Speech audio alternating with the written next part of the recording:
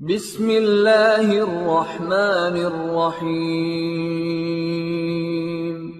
وذکر فإن الذکرى تنفع المؤمنین نحمدہ ونصلی علی رسولہ الکریم اما بعد اعوذ باللہ من الشیطان الرجیم بسم اللہ الرحمن الرحیم لا یجرمنکم شنآن قوم علی ان لا تعدلوا اعدلوا هو اقرب للتقوی صدق اللہ العلی العظیم۔ معزز سامعین و ناظرین کرام اور ملک کے تمام 125 کروڑ دیش واسیوں، السلام علیکم، آداب، تسلیم۔ آج کے اس پروگرام میں ہم آپ کے سامنے مختصر طور پر رسول اللہ صلی اللہ علیہ وسلم کے ساتھ جو حالات پیش آئے ہیں اس کا خلاصہ پیش کریں گے، اور اس خلاصے کا مقصد ہوگا کہ حضور صلی اللہ علیہ وسلم کم تعداد میں اور کم اسباب کے ساتھ اور کم وسائل کے ساتھ جس وقت تھے تب ان کے ساتھ کیا رویہ اختیار کیا گیا، اور کس طرح محمد صلی اللہ علیہ وسلم نے ساری دنیا کے سامنے ثابت قدم رہ کر کے انصاف کو اور عدل کو آگے بڑھایا ہے۔ رسول اللہ صلی اللہ علیہ وسلم نے جس وقت دعوت کا کام شروع کیا، اللہ کے بارے میں بتانا شروع کیا، آخرت اور قیامت کے بارے میں لوگوں کو آگاہ کرنا شروع کیا، جب انہیں انسانی ذمہ داری اور دوسروں کے حقوق کو ادا کرنے کی تعلیم دینی شروع کی، تو سارے وہ لوگ جو رؤسا تھے، سردار تھے، وہ سب آپ صلی اللہ علیہ وسلم کے خلاف امنڈ پڑے۔ وہ لوگ آپ صلی اللہ علیہ وسلم کو کھا جانے کے لیے تیار ہو گئے تھے۔ ایسے ایک وقت میں رسول اللہ صلی اللہ علیہ وسلم نے ثابت قدمی کا نمونہ پیش کیا ہے۔ اس ثابت قدمی کا نمونہ آج ہمیں ہمارے ملک میں پیش کرنے کی ضرورت ہے۔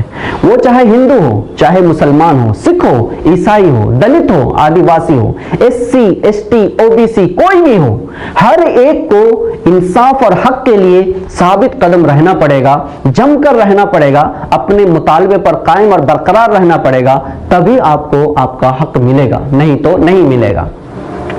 مثال کے طور پر جب رسول اللہ صلی اللہ علیہ وسلم نے حق کی دعوت شروع کی تو آپ صلی اللہ علیہ وسلم کو روکنے کے لیے سب سے پہلے آپ کو دھمکی دی گئی، اور دھمکی بہت ہی خطرناک دھمکی۔ آپ صلی اللہ علیہ وسلم سے یہ کہا گیا کہ تم اس چیز سے باز آ جاؤ، اس کام سے باز آ جاؤ، نہیں تو ہم تمہیں ختم کر دیں گے۔ اتنا ہی نہیں، آپ صلی اللہ علیہ وسلم کے جو کفیل چچا ابو طالب تھے، ان کے پاس جا کر کے ان لوگوں نے کہا کہ محمد کو روک دو، اپنے بھتیجے کو روک لو، اگر تم نہیں روکتے ہو تو ان کے اور ہمارے بیچ سے تم ہٹ جاؤ، نہیں تو ہم تم سے جنگ کریں گے تب تک جب تک دونوں میں سے کوئی ایک باقی رہ جائے۔ جب ڈر اور دھمکی کا اثر نہیں ہوا، آپ صلی اللہ علیہ وسلم کو لالچ دے کر گمراہ کرنے کی کوشش کی گئی۔ رسول اللہ صلی اللہ علیہ وسلم کے سامنے یہ پیش کیا گیا کہ آپ کو کیا چاہیے؟ اگر لڑکی چاہیے، ہم عرب کی خوبصورت ترین لڑکی دینے کے لیے تیار ہیں۔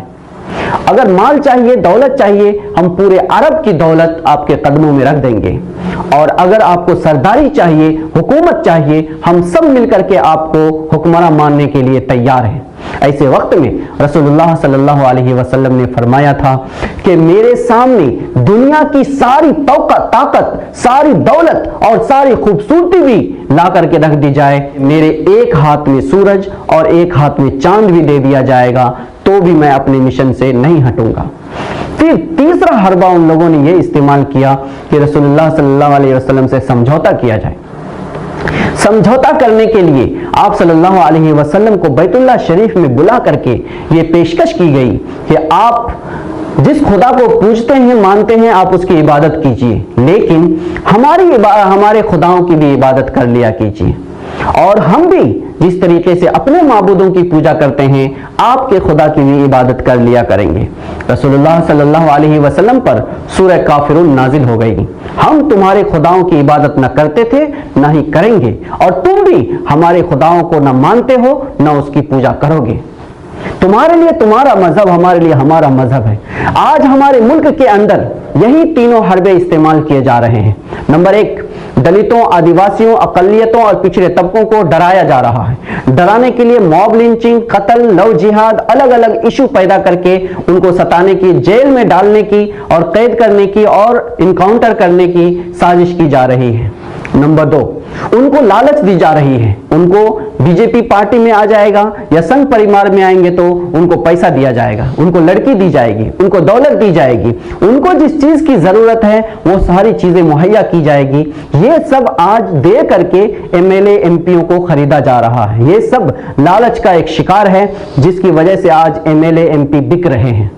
इतना ही नहीं, सुप्रीम कोर्ट का जो फैसला आया है उस जज को भी पार्लियामेंट का मेंबर बनाया गया, पार्लियामेंट की सीट दी गई है, जिससे हर कोई अंदाजा लगा सकता है कि इसके पीछे क्या राज है। और तीसरा हरवा समझौते का है। समझौता आज बहुत सारे लोगों और कम्युनिटियों के साथ हो रहा है। संघ परिवार के लोग दलितों के लीडर के साथ, आदिवासियों के लीडर के साथ, उनके आम लोगों के साथ, सिखों के साथ, ईसाइयों के साथ आज समझौता कर रहे हैं। जो लोग डर नहीं रहे हैं, जो लोग लालच का शिकार नहीं हो रहे हैं, उनके साथ समझौता कर रहे हैं। अपना सॉफ्ट चेहरा दिखा करके, अपना एक सफेद चेहरा बता करके उनको अपने दाम में, अपने जाल में फंसाने की कोशिश कर रहे हैं। ऐसे एक वक्त में हम लोगों को समझने की जरूरत है कि हमारी जिम्मेदारी मुल्क को बचाने की जिम्मेदारी है, हमारी जिम्मेदारी दस्तूर को बचाने की जिम्मेदारी, हमारी जिम्मेदारी मजहबी तशख्खुसात को बचाने की जिम्मेदारी, हमारी जिम्मेदारी दस्तूर में दिए गए हुकूक और आजादी को बचाने की जिम्मेदारी है। हमारी जिम्मेदारी मुल्क में तमाम मज़ाहिब के दरमियान उखुवत और भाईचारे को बचाने की जिम्मेदारी है। अगर आज हम इस जिम्मेदारी को नहीं निभाते हैं और हम दुश्मनी में, एक दूसरे की दुश्मनी में हम जालिमों के शिकार हो जाते हैं, जालिमों के जाल में फंस जाते हैं, तो आने वाली नस्ल की कोई गारंटी नहीं है। इसलिए मैं तमाम 125 करोड़ हिंदुस्तानियों से ऑल इंडिया इमाम्स काउंसिल की तरफ से गुजारिश करता हूं कि हमें मुल्क के दुश्मन को समझना पड़ेगा, मुल्क और संविधान अवाम के दुश्मन को समझना पड़ेगा। जो लोग आज सीएए जैसे खतरनाक कानून बना रहे हैं, जो लोग आज न्यू एजुकेशन पॉलिसी जैसे हमारी नस्लों को तबाह और बरहमन बनाने के लिए, बरहमनी नजरिए से मुतासिर करने के लिए एजुकेशन पॉलिसी बना रहे हैं, जो लोग मुल्क के सारे डिपार्टमेंट को बेच रहे हैं, जो हमारे मुल्क को कंगाल बना चुके हैं, ऐसे लोगों के साथ अगर हम लोग समझौता करते हैं तो हमारा मुल्क बाकी नहीं रहेगा। हमारा ये मुल्क बाकी रहेगा तो हम सब के इत्तेहाद से रहेगा, मुल्क के दस्तूर की सलामती से रहेगा, हम सब के भाईचारे से रहेगा। अल्लाह तबारक ताला हम सबको एक बना करके, आपस में मोहब्बत करके, तमाम मज़ाहिब के दरमियान रवादारी और इत्तेहाद करके आगे बढ़ने की तौफीक अता फरमाए, ताकि हम अपने मुल्क को बाकी रख सकें और मुजाहिदीन आज़ादी ने जो ख्वाब देखा था उस ख्वाब को हम शर्मिंदा ताबीर कर सकें। पुरअमन, इंसाफ वाला और आज़ादी वाला हम हिंदुस्तान हमारी नस्लों को दे करके दुनिया से गुजरें। अल्लाह तबारक ताला हमें इस मकसद में कामयाबी अता फरमाए। व आखिर दावाना अल्हम्दुलिल्लाहि रब्बिल आलमीन। अस्सलामु अलैकुम व रहमतुल्लाहि व बरकातुहू।